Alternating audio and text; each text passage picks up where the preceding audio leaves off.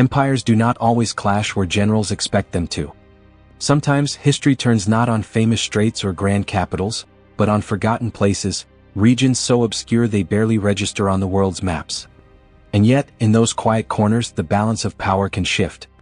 At the end of the 19th century, two giants stood at opposite moments in their destinies. One ruled the world but was stretched thin. The other was restless, rising, and hungry for recognition. They did not seek war with each other, but circumstances, pride, and ambition had a way of narrowing choices. The spark that nearly set the English-speaking world ablaze did not ignite in Europe, nor in North America. It flared instead in a humid, half-mapped jungle on the edge of South America, where gold lay buried beneath mud, and where empires discovered how fragile their assumptions truly were. By the closing decades of the 19th century, the world map seemed almost uniformly tinted in one color. It marked the reach of the British Empire, the largest dominion humanity had ever assembled. From the crowded docks of Hong Kong to the deep diamond pits of southern Africa, from Canada's frozen northern reaches to the endless sheep pastures of Australia, British authority spanned the globe. Queen Victoria sat at the center of this immense system, presiding over an empire so vast that it inspired a famous boast: the sun never set upon it. At sea, British power was unquestioned. The Royal Navy dominated the oceans with a confidence not seen since the defeat of Napoleon. No rival fleet came close. London itself was more than a capital, it was the engine room of the global economy, the clearinghouse of international trade, the referee of finance and maritime law. To the Victorian elite, statesmen and aristocrats reclining in leather chairs inside private clubs, the world appeared stable, structured, and comfortably British. Yet beyond the Atlantic, another force was quietly gathering momentum. The United States of America was viewed by Europe with a mixture of mild disdain and growing unease. For much of the century, Americans were dismissed as loud, unsophisticated relatives, obsessed with their own westward sprawl and prone to violence.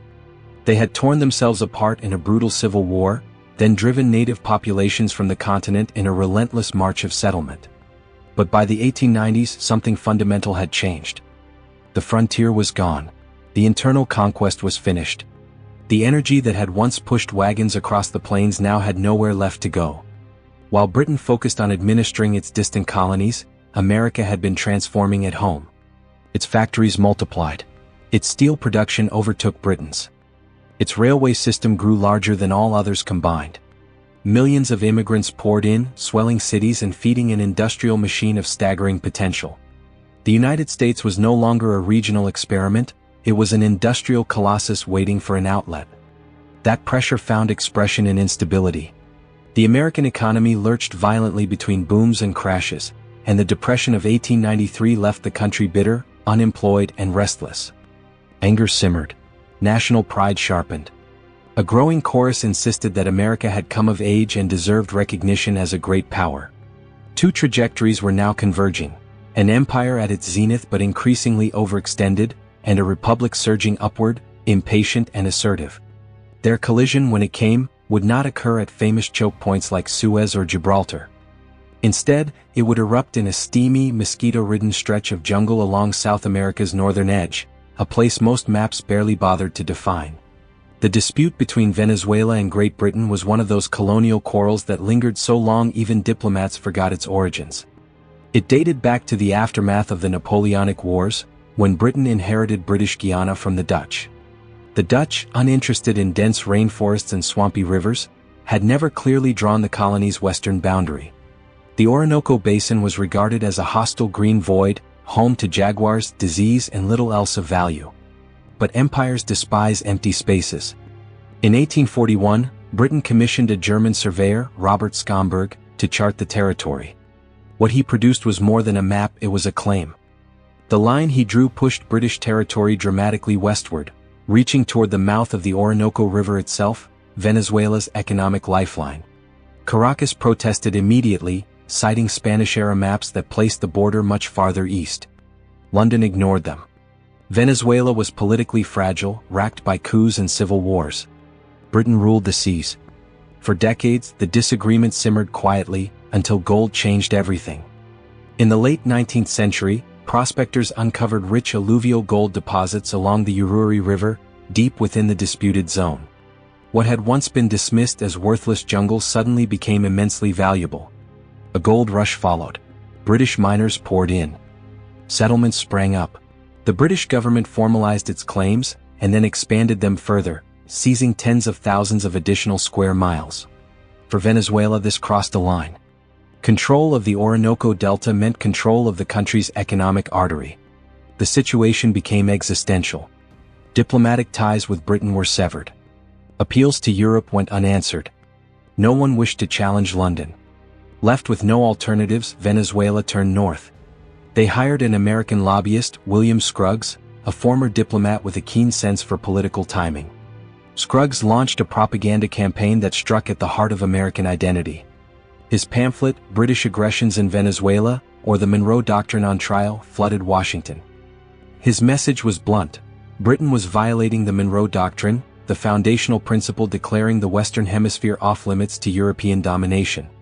For decades, the doctrine had existed more as an aspiration than an enforceable policy.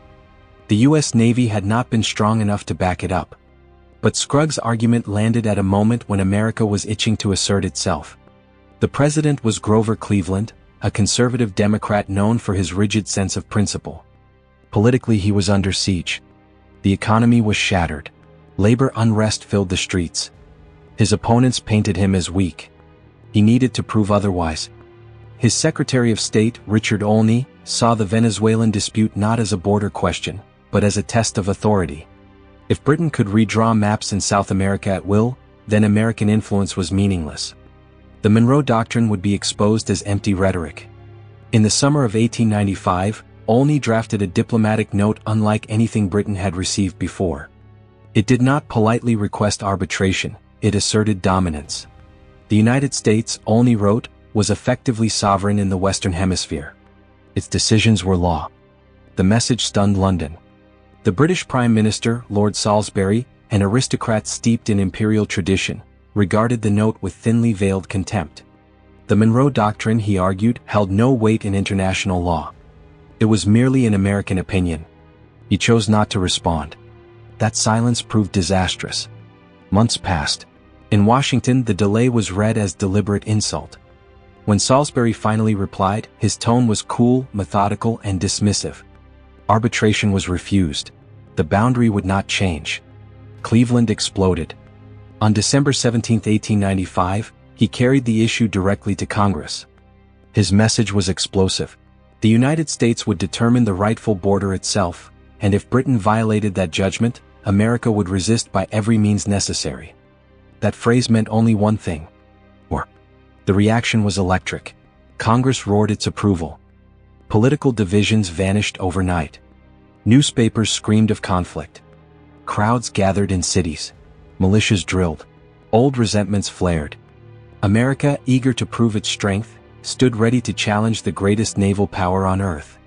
For a moment, the world teetered on the edge, over a jungle few had ever seen, and a line once drawn almost carelessly on a forgotten map. When the morning papers reached London on December 18, 1895, confusion spread quickly across the city. Most Britons had barely noticed the dispute in Venezuela. To them, it was an obscure colonial disagreement in a steamy corner of South America few could locate on a map. And yet there it was in black ink. The President of the United States had issued a message that sounded uncomfortably close to a threat of war against the British Empire itself. At first, disbelief ruled the day. Surely this was exaggeration. A political performance meant for American voters. After all, why would the Americans be furious over a patch of jungle? Why would cousins across the Atlantic speak of force? But as dispatches from the British ambassador in Washington began to arrive, amusement gave way to unease. This was no theatrical gesture. The Americans meant it. Lord Salisbury convened his cabinet in haste. The atmosphere was sober, even grim. Maps were unfolded. Numbers were calculated. And for the first time, Britain's leadership grasped the scale of their miscalculation. They had assumed that the Royal Navy's reputation alone would deter any challenge. Yet when naval planners examined the reality, the picture was chilling.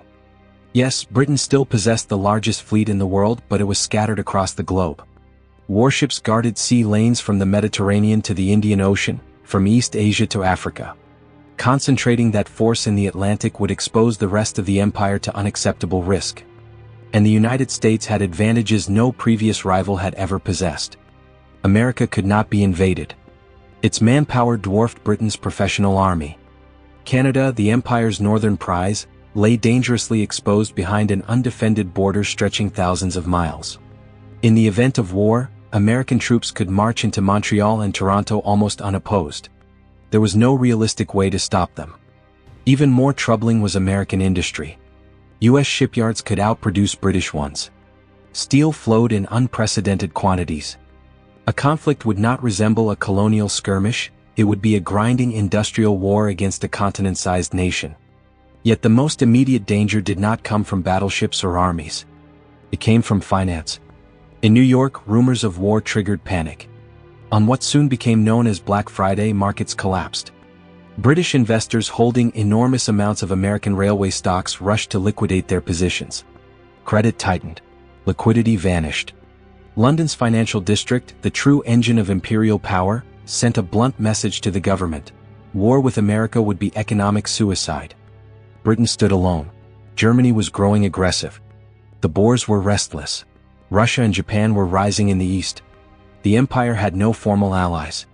Splendid isolation, once a source of pride, now looked perilously close to self-destruction. Lord Salisbury now faced a choice that would define his legacy. He could stand firm, defend imperial honor and risk a catastrophic war over jungle and gold. Or he could concede, accept that the world had changed and yield to American demands. As Christmas approached, tension filled the air. Newspapers speculated openly about invasion plans and naval battles. Telegraph cables pulsed with encrypted messages. The British lion crouched. The American eagle screamed. And no one knew who would blink. By early 1896, the standoff seemed destined to end in bloodshed. American public opinion burned with nationalist fury. Britain was portrayed not as kin but as a bully finally challenged. Salisbury's government, trapped between pride and reality, searched desperately for a way out. Then history intervened by coincidence. On January 2nd, news arrived from southern Africa. A British official, Leander Starr Jameson, had led an unauthorized raid into the Boer Republic of the Transvaal. The operation collapsed in humiliation.